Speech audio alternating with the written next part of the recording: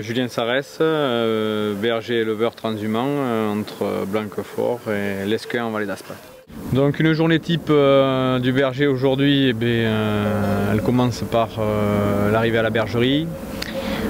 On jette un petit coup d'œil aux animaux vite fait pour voir si tout se passe bien. En période de traite, on commence par la traite. C'est une partie la plus longue de la matinée.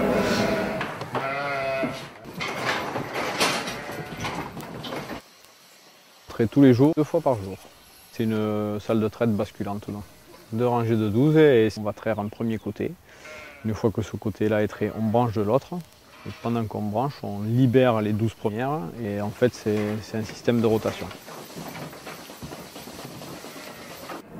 On soigne les animaux, donc ça passe par la phase grain, foin, vérifier que tout le monde a à manger et à boire comme il faut.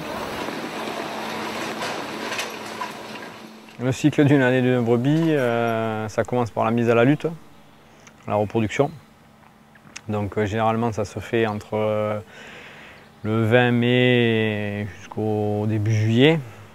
Donc nous on procède par lot, donc les meilleures brebis d'abord, après les moyennes et puis celles qu'on ne connaît pas le potentiel, c'est-à-dire toutes les jeunes, des choses comme ça. On va en estive, donc il y a une partie des brebis qui est encore en production, il y en a une partie qui n'est plus en production, donc elles sont en phase de repos.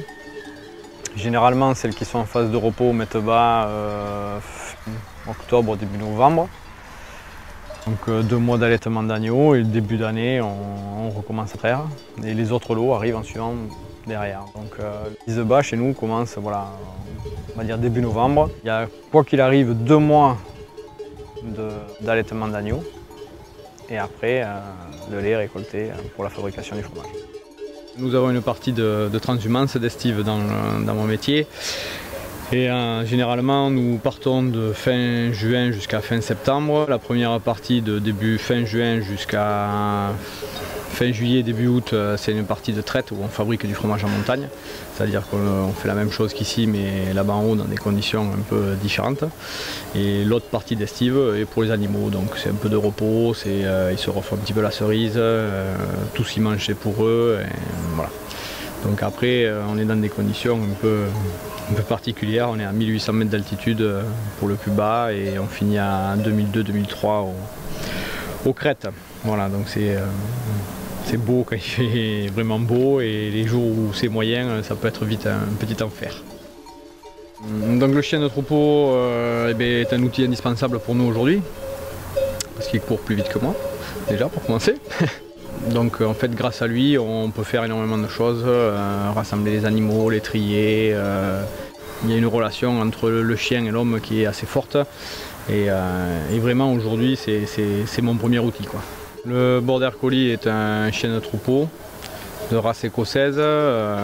C'est le chien le plus utilisé en conduite de troupeau de brebis aujourd'hui en France et très certainement en Europe.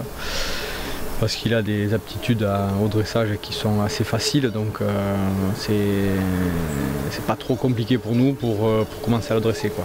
Donc après c'est vraiment un ami fidèle, on l'a tout le temps avec nous et c'est un chien qui est assez possessif mais il nous fait énormément de boulot. Si les bergers aujourd'hui sont obligés d'avoir un chien pour travailler. Le Border Collie est un chien de conduite, à la différence du Montagne-Pyrénées, plus souvent appelé Patou, qui est un chien de garde de troupeau. C'est-à-dire que ce chien-là s'identifie aux brebis quand on le met tout petit dans le lot de brebis, il fait partie du troupeau. Il s'identifie aux brebis, donc il vit constamment avec les brebis. Il ne va pas nous les ramener, il ne va pas nous les conduire, c'est une brebis en plus au milieu du troupeau. Moi j'en ai pas encore, je vais commencer à en mettre un à partir de cette année.